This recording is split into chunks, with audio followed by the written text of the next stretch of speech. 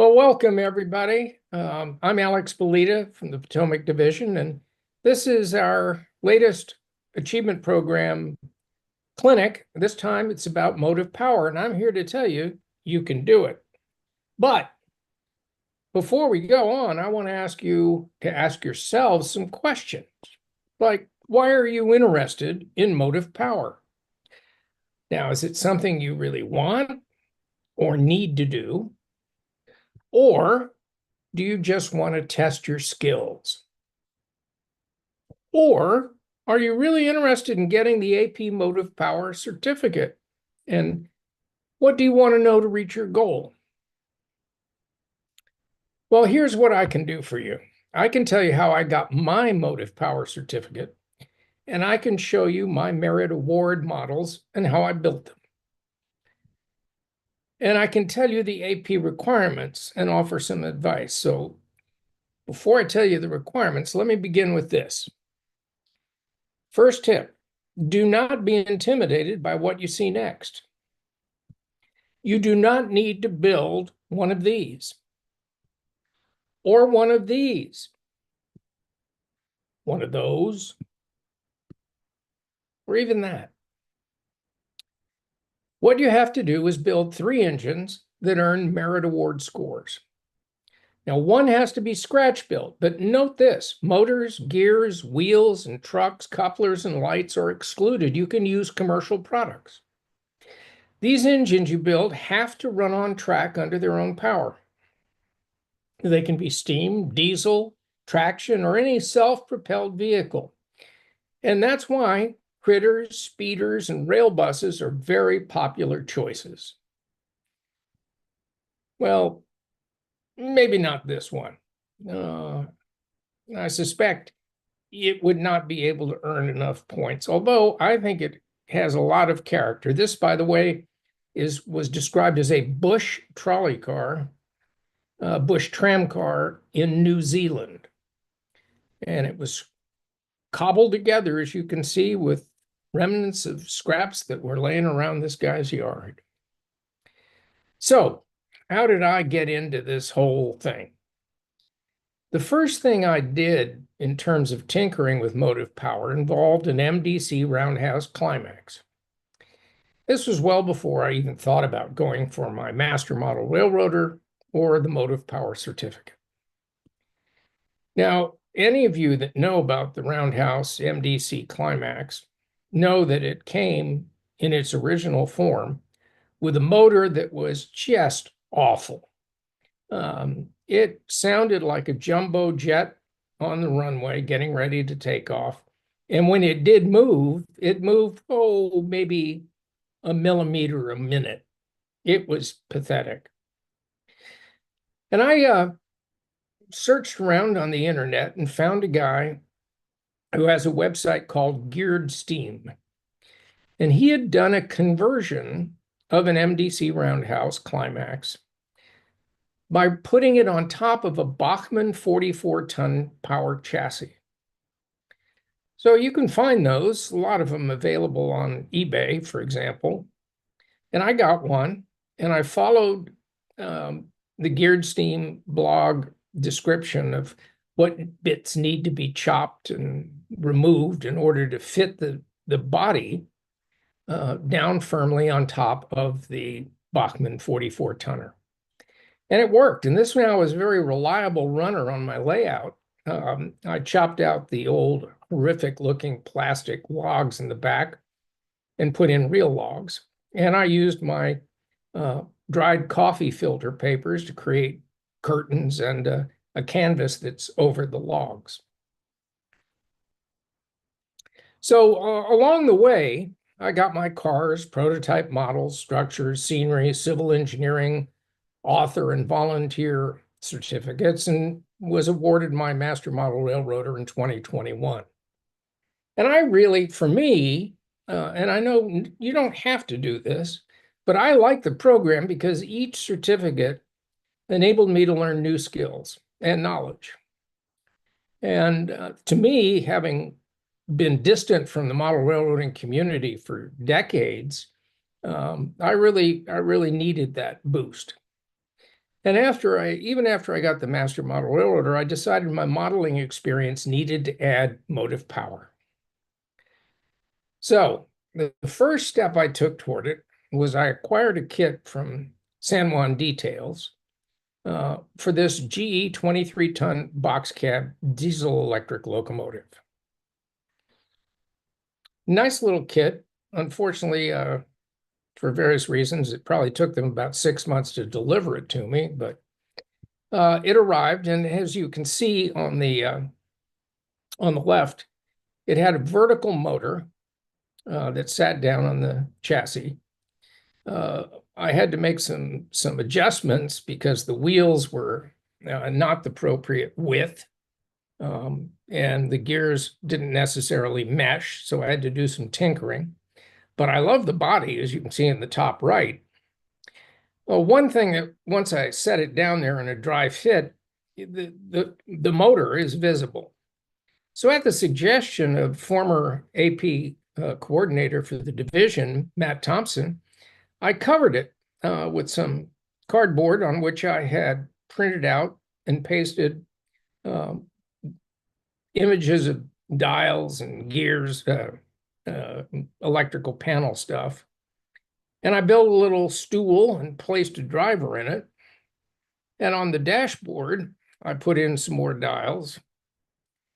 And this thing operates on simple DC power. But I did add lights front and back.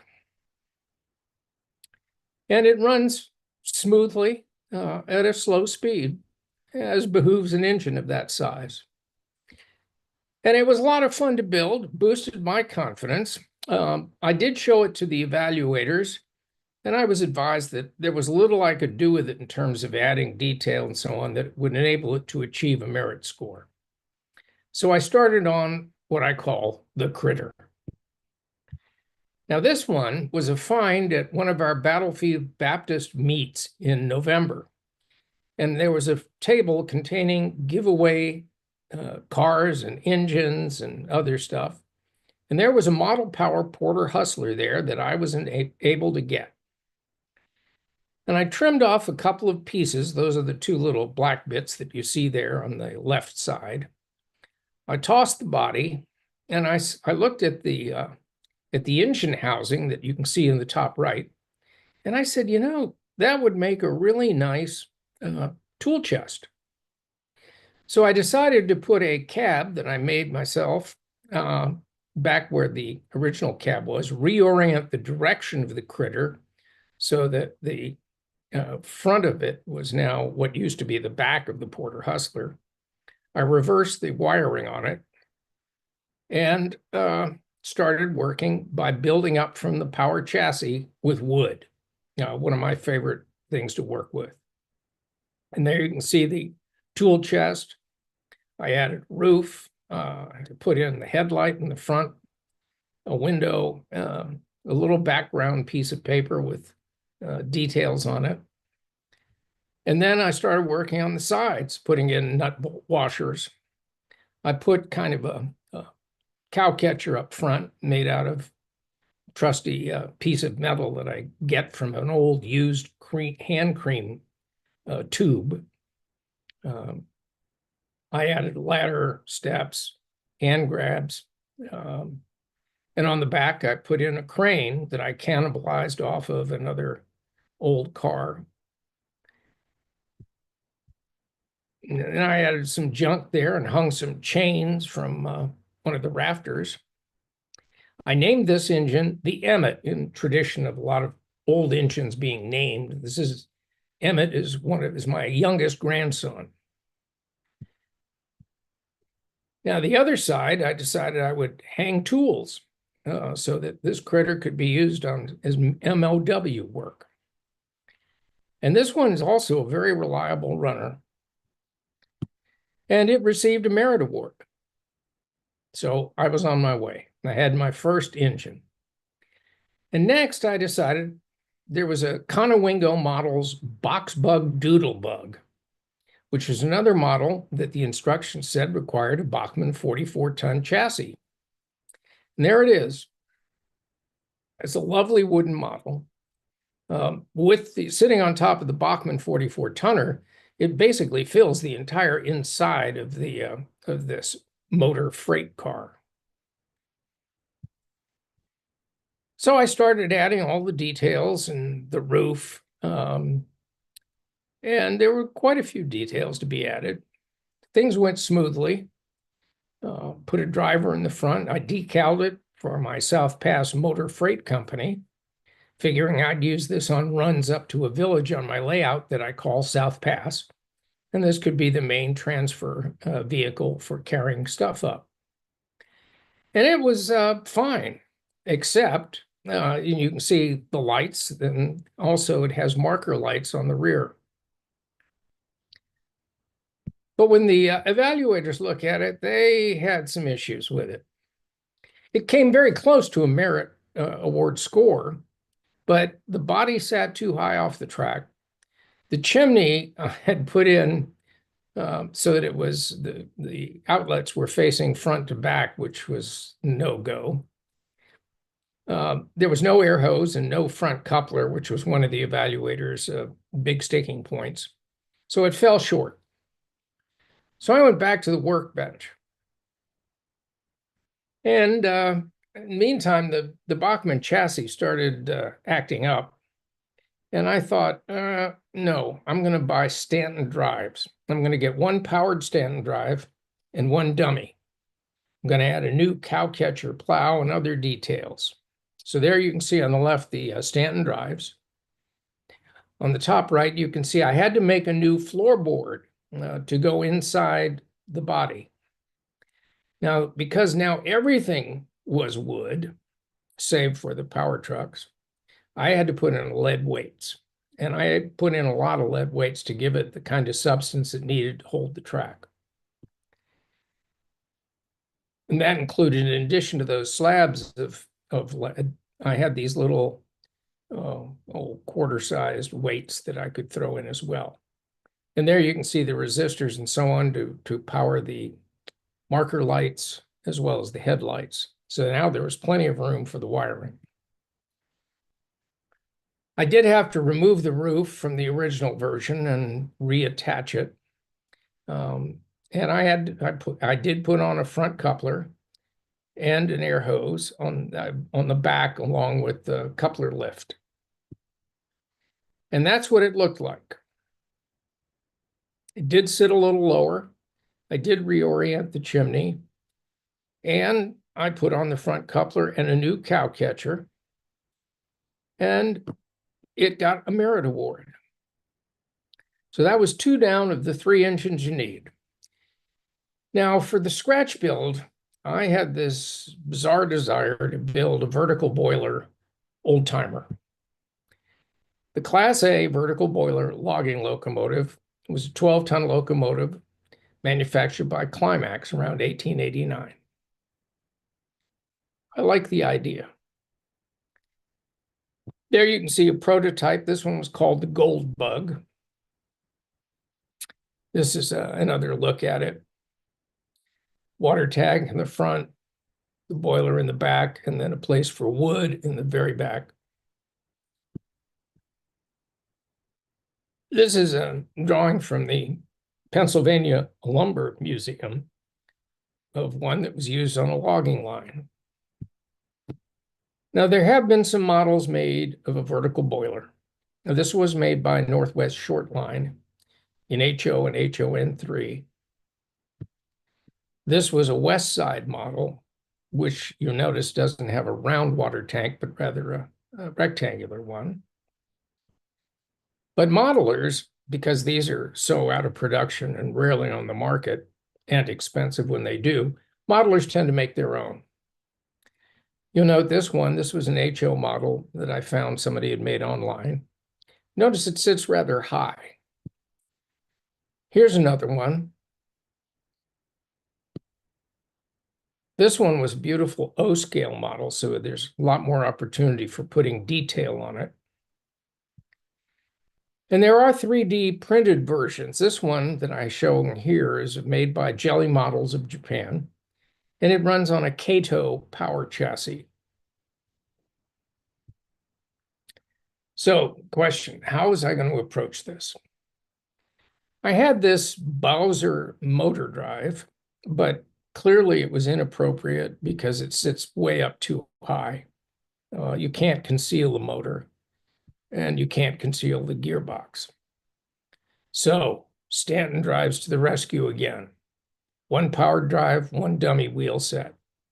And I originally thought I was going to set them on top of a 3D printed frame. I did junk that idea, but I did want to draw your attention to the water tank in the left side of this. That was a silica capsule from Pills. The boiler on the right is a part of an old cigar tube. And the center boiler control panel I made out of a piece of plastic that I think came from a magic marker cover. At any rate, they all fit. And that's what I ended up with after I finished the water tank, the boiler, and the control mechanism. And I set it on top of a wood frame, set that on top of the 3D printed frame, and I thought, this is way too high, doesn't look right. So I junked the 3D print and went straight with a plain strip wood chassis. Now, again, with wood, the problem is the weight. I got a 1/32 sheet lead from Rotometals, and I cut one piece to fit under the entire length of the frame. And I cut a second smaller piece that would sit in the wood bin at the very back of the engine. And I scribed it to resemble something like wood. And that's then what the assembled chassis looked like before I put in the lead weights. Put in the poles to support a roof. And you can see the wood bin in the back. And you can see the screws that are holding the Stanton drives in place. Here you can see the Stanton drives.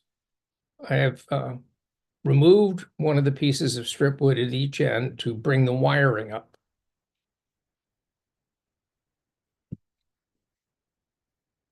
Here I can show you the firewood that I put in. Again, these are bits of wood that branches that I took out of my yard and cut down to size. I also decided to make the boiler look more realistic, I would put in a flickering red LED. And that's a product you can get from Evans Designs, which I know many modelers use. And somehow I managed to get all of that inside of the cut off cigar tube. I used raised rivet decals from Micromark on the boiler. And I found some bits and pieces of stuff I could use, wire, gears. I made my own dials and hand painted them white and then used a very fine ink pen to create what appear to be markings on the dial. And here, before I put down in place firmly the boiler, you can see the red light glowing from inside from the flickering red LED. So I added some other details. I made my own Lincoln pin coupler plates. I put in side steps and a whistle, and I had a headlight box originally up front, and I decided to remove that because a lot of the prototypes did not have headlights.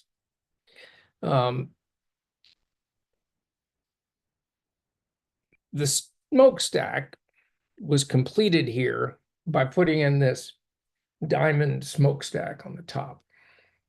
And that, my friends, I got from my wife tossing out some icing tips. Kind of things that you do to hook up to spread icing on top of and do design on top of a cake. She was tossing out a bunch of them. I took two of them, cut them down to size, and blended them together to create the diamond. And for the spark arrestor, I simply took the screen out of the inside of an old abandoned faucet. And there you have what it ended up looking like.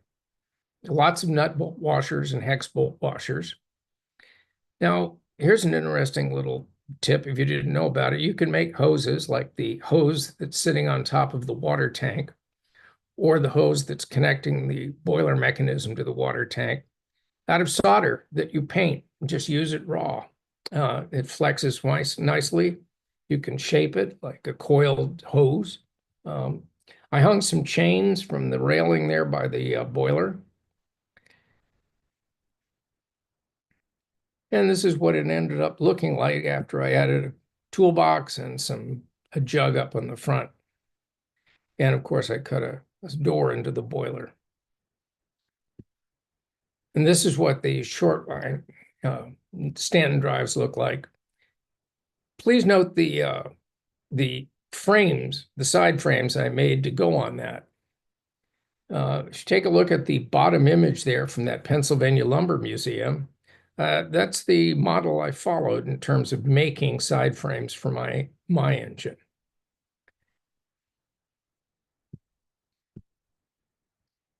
And there it sits on the track with the glow coming out of the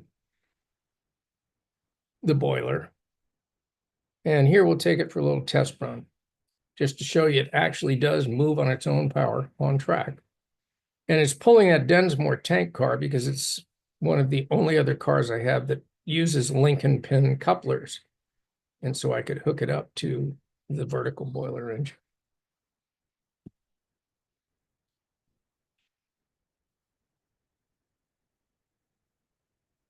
Finally, I decided to give this thing some additional character to attach a deer skull from mini prints.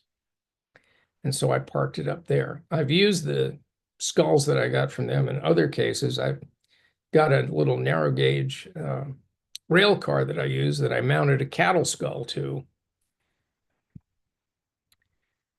So a couple of years ago, I took this up to the MER annual convention in Altoona and entered it in the contest room, and it took first place for steam. And I was pleasantly surprised by that. So to go back to where we started, this AP program is a process for building your skills. And motive power is admittedly a big challenge, but do read the requirements carefully. 3 engines. Only one has to be fully scratch built. The others must be super detailed. So you can use kit built or kit bashed locomotives. Mine are all simple DC, but that's all that's required. They just have to move on track. So if you want to upgrade it to DCC, that would be another challenge. And in general, if you're thinking about the achievement program, you never stop learning. So just take your time and above all, have fun. And so there is the final view of the 4 engines I made in connection with the motive power, the GE 23 tonner, the vertical boiler, the Conowingo box bug motor freight, and my critter. They've all had a good run, and I'm very pleased with them. So thank you so much for listening. It's been a pleasure appearing here today, and I'd be more than glad to take your questions.